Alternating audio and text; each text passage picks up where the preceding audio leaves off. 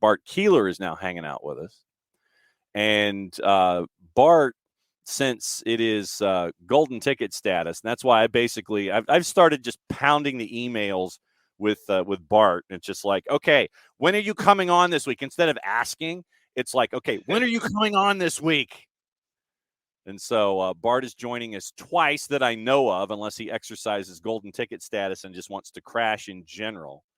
9:30 today, or 9:26 today, and then 9:30 in the Power Hour on Thursday, and we'll get Bart's preview of the men's national team. But so it's a three-way dance for as long as Jarrett wants to hang out with us. So Jarrett, what did you want to ask Bart?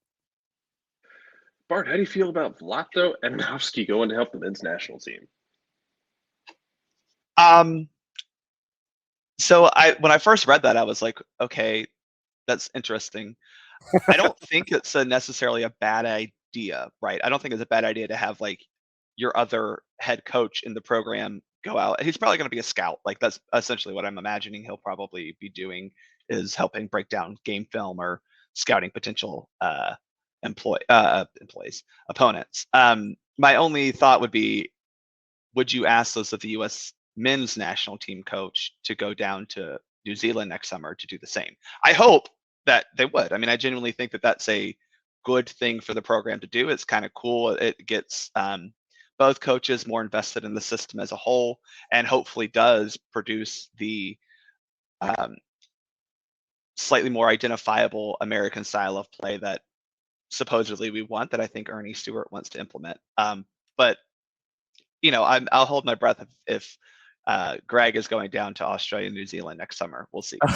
Just make sure that his hands are tied and he can't. Everything's behind his back, and he's like, he's not allowed to do anything like that. Soccer for Good OG had the question this morning, I think, that has been on a lot of folks' minds. Oh, who's the mug this morning, by the way? Well, I chose it because West Virginia University, Reed College Media. Yes. WVU had a really good sporting weekend, and then I woke up this morning. Actually, no, not even woke up. I had made my coffee this morning, and got a notification from ESPN that we have fired our athletic director. So Shane Lyons, native of Parkersburg, West Virginia, a person whom I interviewed for a piece while I was working at the university. He was an alumnus of one of the colleges I worked for. He is no longer going to be employed by the university. Wow. So Neil Brown gets the big win over Oklahoma, gets you to 5-6. 5-6?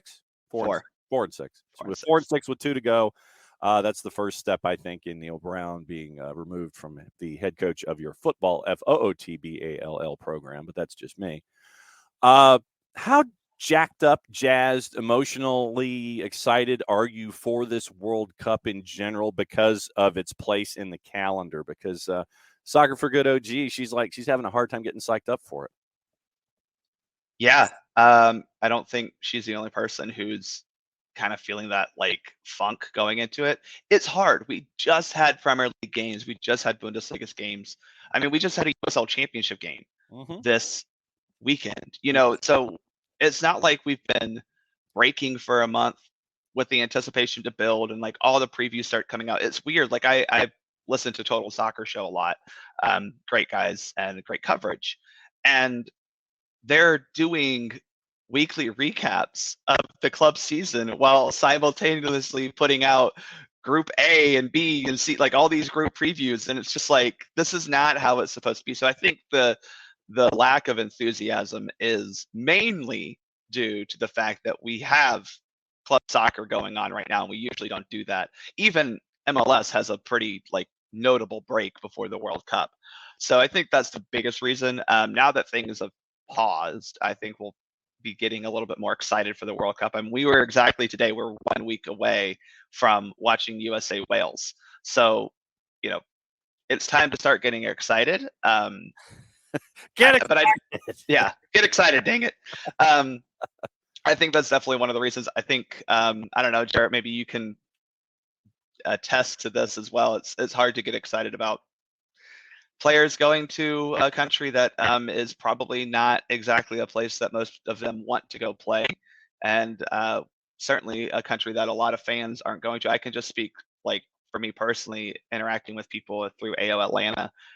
We have a couple of guys who are going, and a couple of them came last. Actually, we had 3 people come to the watch party last night who are going to go to Qatar in, I guess, a couple days, really. But usually we have a lot more travel, especially if the U.S. is playing. We had like 10 or 15 go to Russia last summer just because they wanted to go. They'd already bought their tickets and everything. So I think there's a level of socio-cultural just tepidness when it comes to Qatar itself, and I think that's very understandable. But I think it has more to do with the fact that we've been playing club soccer all the way up to this, but there's that underlying guilt almost of, I don't want to be excited for this particular tournament. Well, but I don't see. I think that you can make this mutually exclusive. I think that you can be excited for your national team, whomever you support, but you don't necessarily have to be excited about the tournament because of all of the surrounding elements associated with it. You can still have the love, fever, fervor, and emotion for the U.S. men's national team, Eltree, or whomever, but you still can be wary about the situation they're going into. I don't think that I think you can work both sides of the aisle there. You can have both lanes of traffic in that. That's just me. I mean, I think that, yeah, I know it's something that we're going to be covering. Yeah, I know it's something we're going to be talking about. I can sit here and say that I don't necessarily have to be all that excited about the tournament. I can be excited about the men's national team, but because of everything that has been a part of the buildup and everything that we have given folks as a part of requested/required viewing going into said World Cup, I think that we can still drive the car on both lanes of traffic. Well, that's why I think, like, now that all the club soccer is over, we'll start getting more excited for this, and I hope that U.S. Soccer is planning to put out a lot of content over the week to get us excited. Again, we play Wales in a week, so the excitement is starting to build. Like, it is exciting. I woke up this morning thinking, oh my gosh, we're a week away. So I think that now that it has paused, the focus can be fully on the World Cup. But I just think that I think the club soccer schedule really was what put a damper on all the things. But I think the underlying stuff is why people are just a little bit more in a malaise about the tournament itself. And I think there's something psychological to it as well, to your point, because we got all our emotion built up for NWSL Championship, USL Championship, MLS Cup. People ride the emotional wave every week with Bundesliga, with England, if you're a sicko like me, with Scotland. People build up their emotional investment there. And then that title's over. You have the emotional, you're done. Oh, God, I have to get back up for a World Cup. Right. I mean, like, speaking personally as an Arsenal supporter, there's real tension with every match this season because, I'm watching on a Saturday to, morning and be like, oh my God, City didn't win. This is fantastic. What an opportunity for us. So there's the tension of, are we actually going to beat Wolves? And we go through that scoreless first half, and now we finally get the 2-0 win, and it's like, oh my gosh, this is fantastic. Wolves. Yeah, it doesn't matter, right? There's still that tension that comes along with a club soccer season. Obviously, an Arsenal Wolves match is not as stressful as what will probably be the US Wales match because of the similar quality of the two teams playing. But yeah, Jarrett, you're right. Like, we have an emotional roller coaster every week. I mean, it's not just. I mean, most people don't watch just one league. You might watch, like Friday, I watched the Dortmund match, mostly because, Gio Reyna and he came off at halftime. But the emotional roller coaster of watching Dortmund choose to not defend ever, but also try to score a bunch of goals is very fun, as opposed to being able to think, maybe I'm watching a preview for USA England for the 5th time or something like that, or maybe I'm going back and watching the 2010 USA England game. It's just, there's more content physically in front of us that is relevant than what would normally take place in the lead up to a World Cup. Byrne came in this morning early knowing that you were coming in, and he's kind of the same way that you are. He says, I have a European friend who's traveled to Brazil, Russia, Germany to attend their respective World Cups. And the other day we were talking about this year's in Indy, and he didn't even know what date it was starting. It being in the winter has killed the buzz for it in Europe. Nobody's excited. I think there's too much anecdotal evidence to show that there's just a lack of excitement. I don't think anyone's done a holistic survey on your excitement meter for this particular tournament, but I think there's a lot of anecdotal evidence of like, yeah, I don't know, the desire to travel isn't there. The people who I know are traveling to this tournament are very capable and able to travel without it really impacting their lives. And I think that's probably the reason why they're traveling, as opposed to a lot of people who, in my situation, we would have to schedule plan time off. We'd have to schedule flights and all, like, it's not as easy, and then consider the financial factors. So, these things are meant to be fun and they're meant to be for the fans. And I think it's a sad state that the country that's hosting it is very, I'm not going to say inhospitable toward fans because we haven't seen it yet, but there's the illusion that it will be very hard for fans to fully enjoy the tournament while in the country. Ask And that's Budweiser sad. about that. Hey, if you want to enjoy Budweiser during this tournament, come down to Fado Monday, September 21st, 2 p.m. You can watch the USA Wales. You can drink some great Budweiser beer. We also have our specially crafted Eventide American Out Lager for you to drink. We will have beer here in the Atlanta for all of our watch parties. I cannot say the same if you're going to Qatar. What about isn't there something on Black Friday that should be promoted as well, sir? We do. We have a fantastically large Black Friday party. Thanks to the folks at Wild Heaven for accepting us to come over a little bit later than scheduled or planned. We had to switch and pivot, but Wild Heaven West End. Pivot. That's 1010 White Street. You saw it come out in the notifications from Atlanta United. We'll be there from noon until 5, probably a little later if you want to hang around, because Wild Heaven will be open. The whole complex for Lee and White will be open as well. So, come and party. We'll have a lot of fun sponsor activities. We'll have a lot of fun events going on during the day. Some dude named John will also be doing a live show. We're hoping to get we're hoping to get some more of the Atlanta United players who can come out. A lot of them, shockingly, are traveling home for Thanksgiving, but we have a few of the locals that are scheduled to be able to come out and hopefully be able to see them. The one we've been trying to get to be a little bit transparent, trying to get Caleb Wiley, but not quite sure how good that looks to bring an 18-year-old to a brewery. Yes, yes. Because we all forget that Caleb Wiley is 18. Yes. But don't worry, we'll see him at a World Cup in the next 8 years. This is my prediction. Caleb Wiley will be playing for Given the state of the left back position, yeah, probably. Jarrett, can you play left back? Because no. Well, but the thing is, you've got both. I can. I can play it poorly. I can do anything. I'll just do it poorly. Absolutely. Look, I'm north of 39. I could play left back. I'd play it like ish, but I could play left back. That's the. Heck, that's what got Shaq Moore in this roster, I think. So nothing against him. By the way, go look. We've seen 2 of the billboards of Ted Lasso letters spotted in the Atlanta area. Mm-hmm. Go look for them. Very, very cool stuff that they're doing. You can bring minors to a brewery that it is a fully, you will have non-alcoholic beer. That's not what I'm saying, David. You're allowed to do that. But plus food, yeah. And they'll have food and all that kind of stuff. We're just saying that the optics of, that maybe not the best.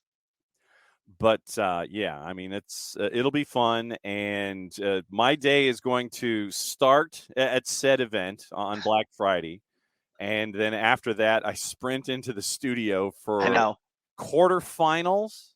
Black Friday, quarterfinals of the Georgia high school football season. So. The round of 16, I think. Round of 16, 8. I think so. Round of whatever the quarterfinals are. Round of 8. That's 8. Yeah, no, that's 8. Yeah, it should be the 8. Yeah. So the round of 8 after the SDH extravaganza will be going on. Then I get to sprint and then go and put makeup on my face and then do another full evening of broadcasting on Black Friday there. But no, that'll be fun. And pretty much any time that Bart is on between now and Black Friday, those key words will continue to be uttered about what's going on Black Friday. So be there, Bookham Dano. Aloha. Once again, more stuff. Do people in the chat know Hawaii 5-0? That's my question. Respond in the chat if you get the Hawaii 5-0 reference. Yeah, see, that's your Google search for today, kids. OG's back in. When even the guy who made it happen admits it was a bad move, case closed. Let's move on from that. Everybody knows it was. Do not care what Sepp Blatter has to say. I don't care what Sepp Blatter has to say about the color of the sky in the morning. Nope. And it will only magnify the negative stuff. Yeah, y'all got to understand anytime Sepp Blatter opens his mouth, it's only for his own personal gain. So, or because we were talking about it before you came on, Bart. Like at this point, Sepp Blatter's made enough money for 8 lifetimes. Anything he says now is to try and rehab his image to anyone who will listen. Yeah, it is the rehabilitation tour. That's awesome, Sepp. You know who still accepted those bribes? You did. I am a little upset now that he's kind of detailing it that we got out militarized by France in this whole process. Like France was the one who donated more military equipment to Qatar. Come on, what were we doing? Yeah, not well. That's our job. Someone call Lockheed or Northrop. Yeah, I mean that's a local call. Just at the 770. Just that's a local call here. Everybody was right up the road on 85. Exactly. Part of the other reason that I wanted to have you here this morning specifically was the match that happened last night. It was the back end of the doubleheader with the women's national team and Germany, and this one ended. So it's now 72 out of 73 wins at home for the U.S. women's national team. What were some of your takeaways? Let's start at 30,000 feet. What did you think about last night? So going in, I definitely thought that if the team had lost, it was going to have to be a fire Vlatko situation. And I hate to really put that on there, but if you're the U.S. women's national team, you're a very desirable job on the international stage, and it wouldn't be hard to find someone. Now, like I said previously, you would have to find someone by December so they're ready to go in January with a plan in place. But it would have been at that time frame where it would have been possible to do it and still feel comfortable about them having time to prepare the team for the World Cup with friendlies in January, the She Believes Cup, friendlies in April, then friendlies probably leading up to the tournament in June or July. So it was pivotal for Vlatko to get that result. I think it was pivotal for the team to get that result because I think overall this team has kind of been beaten down from external factors since September. And the fact that the play on the field was not up to the standard of the U.S. women's national team, and they were getting so much criticism for that.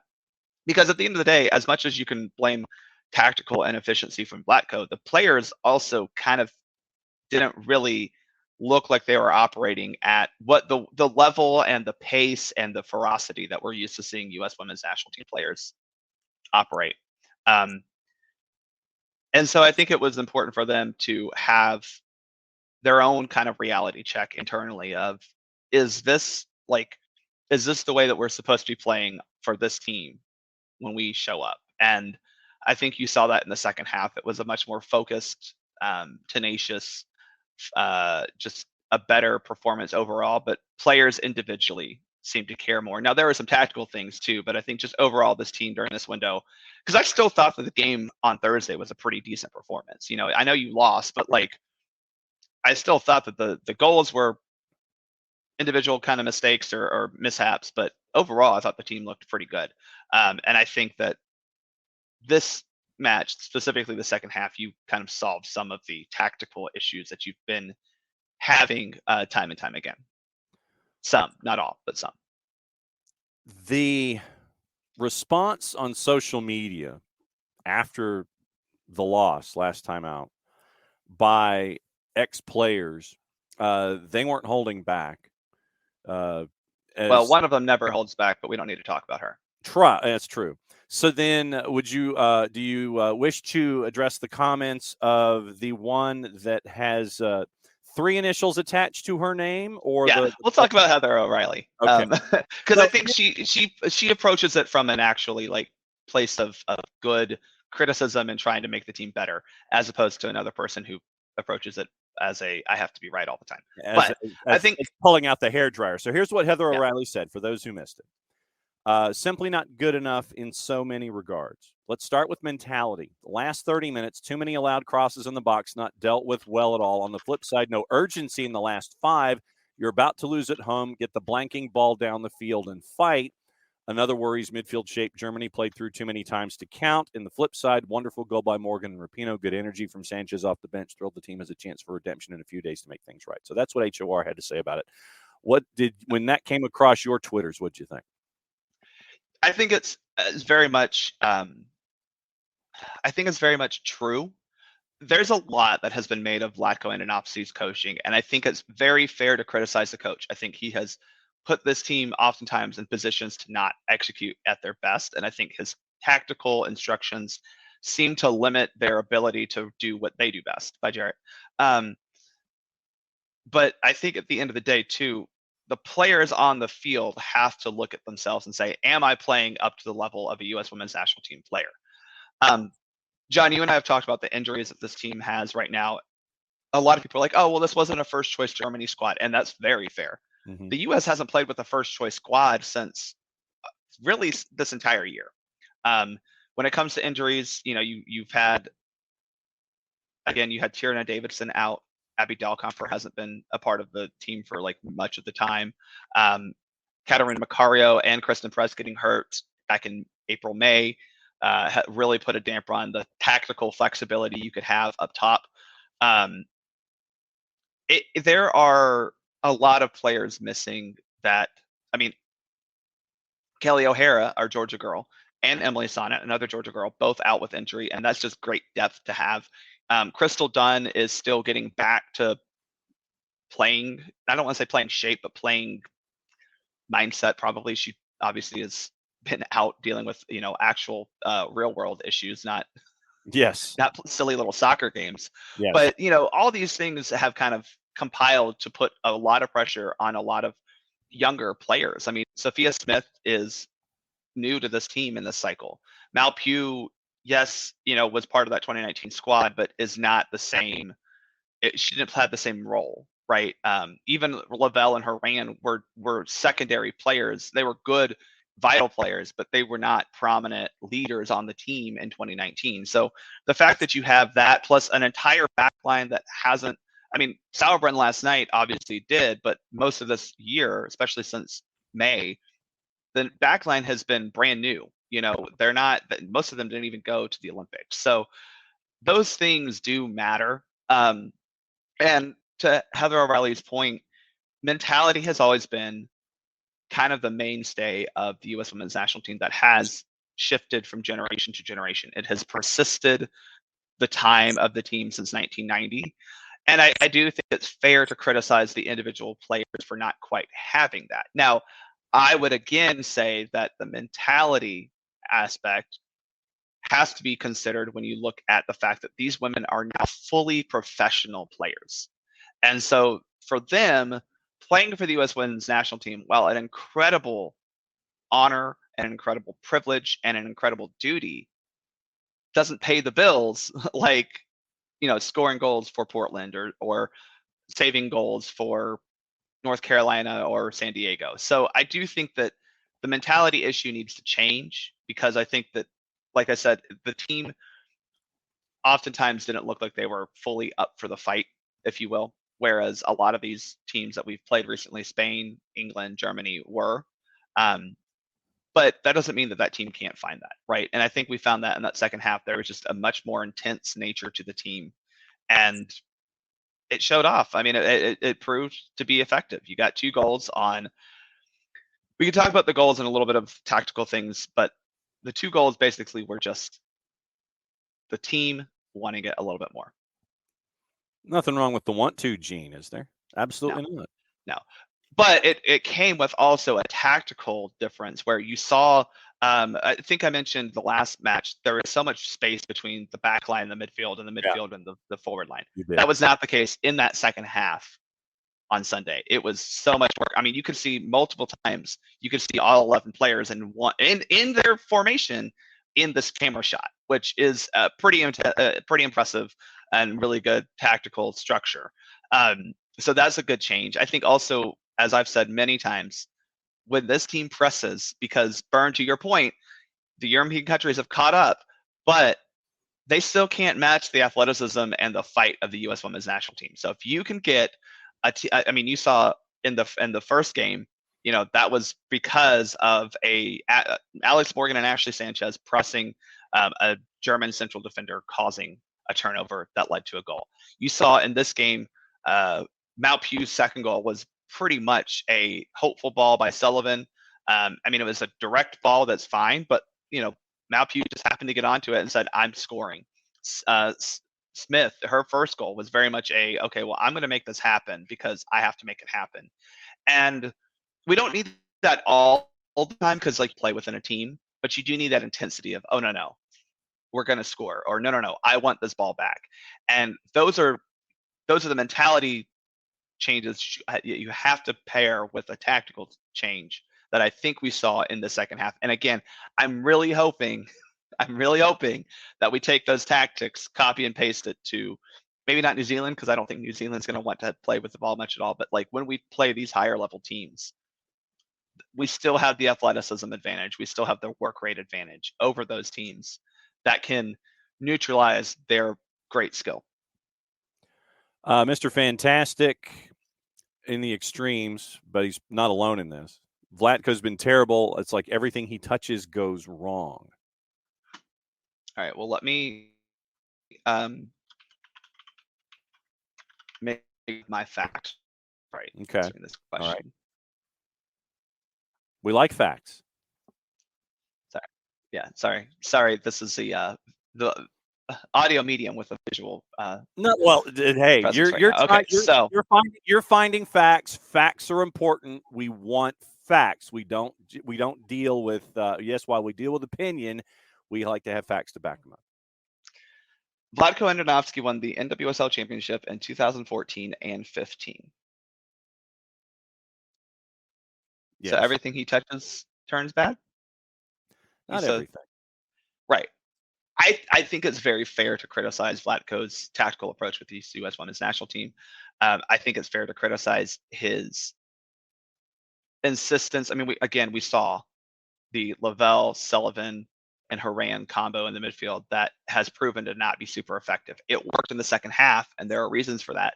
But at the end of the day, it's still concerning that he relies so heavily on Sullivan, Horan, Lavelle when they haven't produced consistently enough and oftentimes lead to defensive liabilities. So I think that you can blame Vlatko for a lot of things. You can blame Vlatko for the fact that for the most part of 2022, especially, a lot of the tactical setup was get the ball wide, cross it in. So I think he's a very good coach. I don't know if he necessarily is the best coach that we could have got, but I think they wanted someone from within the U.S. soccer system. Vlatko is there. Again, your options, Paul Riley, obviously we didn't want him anymore. Correct. At that point in time, maybe Laura Harvey, who still has the opportunity to be there, but Laura Harvey is similar to Vlatko in the sense that, yes, she's been pretty successful in WSL, but is she as successful as she should have been? Who knows? But yeah, Vlatko has a history of winning in the women's game, but I think it's also fair to say that he hasn't been that successful recently. But when you were hiring this coach and you wanted to look not internally, but within the U.S. soccer system, I think Vlatko was a no-duh answer when he was hired. And, once again, to the previous discussion that we've had about successors, Burns with you about Casey Stoney or Serena Wiegman. Either one wins the World Cup with the women's national team. Byrne has been a fan since Casey Stoney was at Manchester United. Yeah, I think Stoney has shown, she got the best out of Alex Morgan with Golden Boot season in NWSL. I do think that Casey Stoney, in my opinion, would be my first call because I think she is relevant enough I think you want someone who has played recently enough because the game has changed over the past 10 years, the women's game. Yes. So she understands that very well. And obviously she's had great managerial, I don't want to say great success, but she's been a good manager at both Manchester United and now with San Diego. I think that would be who I would call first. Obviously, Serena Wiegman is not leaving England, but no. I would call Casey Stoney first. And then I think a lot of people want Laura Harvey. I'm not sold on Harvey as being the answer, but I think that she could improve possibly what you get out of this team. She does have a history of doing well with really good players, which the U.S. women's national team has really good players. To that point, once again, here's Byrne. European countries also don't have the depth of the U.S. They have maybe 10 to 15 international level players each. The U.S. has twice at that level. Right, Byrne, and that's why I'm a little confused by Vlatko's insistence on starting Lavelle, Horan, Sullivan every single match, because you do have players who could easily slot in there and be very effective. With I personally really like Ashley Sanchez. I think she works really hard all over the field and still, combines work rate with great technical skill and flair. That would be one that I would definitely say would be someone I'd like to see in that midfield. We saw even Taylor Korniak last night come in, who has been pretty effective and provides a little tactical wrinkle for the team with her height and aerial ability. She's not just tall; she's also good in the air. I still would like to say I think Sullivan played well last night, but can you get Sam Coffey or Jalen Howell into the midfield at some point to just see? There's talent in NWSL. I think that's to kind of expand on what Byrne's saying. NWSL is a much deeper talent pool than any other league in the world. Yeah. Most leagues have one or two really good teams. I think the Women's Super League in England is probably the second deepest because they do have multiple teams that are very good. But you look at France, you maybe have 3 teams that are really good. You definitely have Lyon and PSG who are very good, and then you have 1 or 2 that are kind of good. In Spain, you have Barcelona. In Germany, you have Wolfsburg, and you have some. I mean, Bayern Munich and other teams are pretty decent. They're good as well, but Wolfsburg is the dominant team. So the fact that you have such great talent in NWSL, I think it would be smart of the U.S. women's national team coach to try to find players who can fit in this national team a little bit more expansively. And that would be a criticism that I definitely have of Vlatko, is he relies too much on the players that are currently there, but also there's players who are really good. So. All right, your numbers from last night, courtesy of your ratings last night, courtesy of our friends from Soccer America. Alyssa Nair got a 5 after stumbled after trying to anticipate Kleinhern's shot, which was blocked by Sofia Huerta. Couldn't reach the low shot from Eula Brand, who was good enough for the 18th minute goal. Defenders, Naomi Zerma got an 8 last night from Soccer America. Yeah, she's been the best thing of 2022. Like 100%, she's been the best thing that the U.S. has seen in 2022. She's been fantastic. Can't wait to watch her go forward and lead this team. Sauerbrunn got a 6. Huerta and Fox got 5s. Midfield, Rose Lavelle got a 4. Yeah. Andy Sullivan a 6. Lindsey Horan got a 7. And your forward, Sophia Smith, got a 7. Alex Morgan a 4 in her 200th cap. Mallory Pugh got an 8 out of last night. Yeah. And the other thing that Soccer America mentions is referee Marianela Araya Cruz will find it impossible to explain why she didn't red card German goalkeeper Almuth Schultz for a violent foul on Korniak 10 yards outside. We could talk about that. Let's talk about that. Okay, so Law 12 of the laws of the game. Let me pull this up because I need to actually cite it. Yes. Law 12, laws of the game. It talks about fouls and misconduct. So in the misconduct section, there is a whole explainer of advantage, right? We talk about what advantage is in Law 12 about, we all understand it's when, yes, there's a foul, but the attacking team clearly has an advantage to try to go score a goal. So in that sense, do I think that she should have called the foul on the goalkeeper? Yes, I think it was a very clear foul. I disagree that it was dog-so. I do not think it was dog-so because there was a defender literally right next to Korniak, or within a very, very playable distance. Now, you could argue that, well, if the goalkeeper hadn't done that, what would have happened? Well, fair. Well, ifs and buts were candy and nuts. We'd all have right. I do not think it was dog-so. I Okay. don't. I don't. But even if it were dog-so, the referee allowed advantage to play. At least that's the way you have to assume it. Either she saw there was no foul or she saw the ball fall to, I forget who it was. I think it was Pugh, and played advantage. At that point in time, when you play advantage for denying an obvious goal scoring opportunity, you cannot come back and give the player a red card. So a couple years, about 5 years ago, I think, is when we had the double jeopardy theory start coming up in soccer, when you could not give a red card to a player for a legitimate play on the ball foul inside the penalty area. Do you remember this, John? Yes, I do. Okay.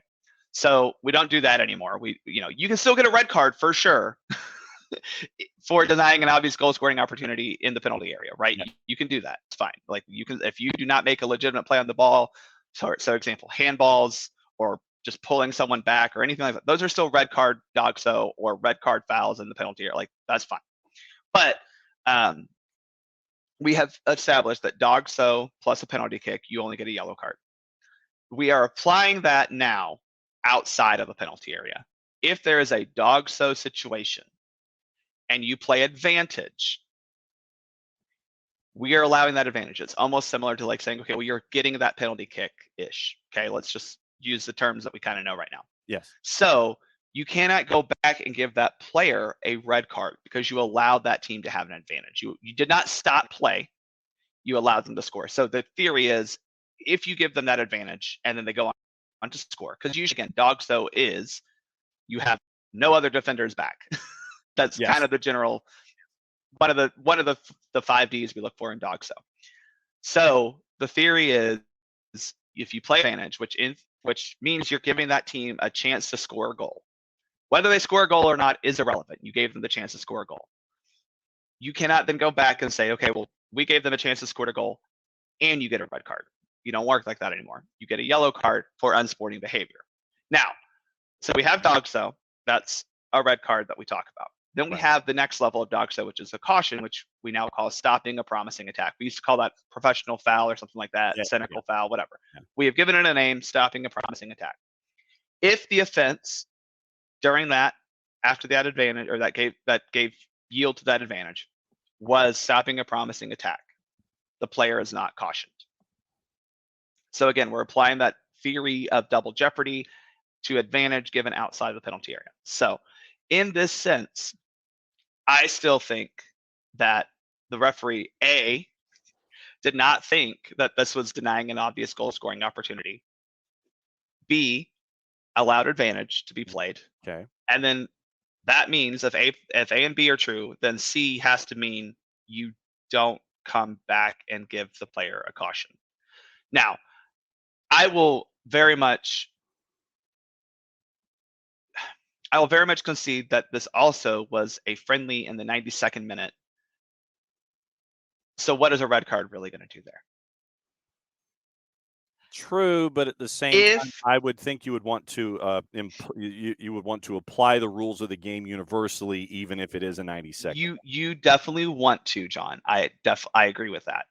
However, this is a friendly, and most referees, their goal in a friendly is to not have to give a red card between an from my standpoint, when I'm refereeing games like this, I don't want to have to give a red card because for one at the international level, the next game is so far away that who cares? Like, you're gonna set out a red card in April, like, okay, February, whenever the next international break is for the Germans, that doesn't really do anything. But also, I like to reserve my red cards for actual violent conduct, right? Like, you did something that is bad to the sport.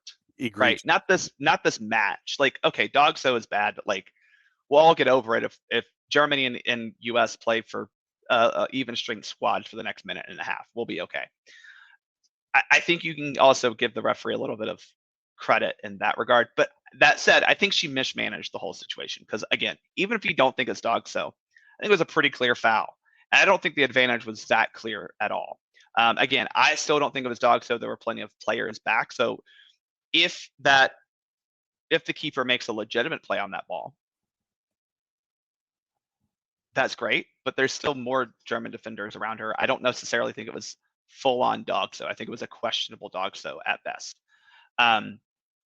So that's the first thing. The second thing is, she played advantage, so we're not coming back to give a red card. She could have come back to give a yellow card, but clearly by not doing so, she indicates she did not think it was dog. So she thought it was just stopping a promising attack. I think that was a little bit of an incorrect interpretation of the situation, but I think it would have been smarter to just call the foul right then and there. You give the keeper a yellow card for stopping a promising attack. Everyone understands then, like, okay, like maybe it could have been a red card, but like we're fine. I think what people are most confused by is why is there no yellow card at all, even for that situation? And it just comes back to the fact that clearly the referee did not think that was a dog so situation.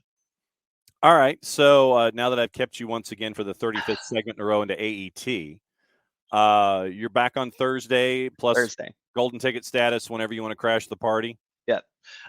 Thursday we'll talk about it. We'll talk about the World Cup coming up. I know it's happening. We are a week out from it. Actually, we're 6 days from it. Last week was a week out from it. So it is happening soon.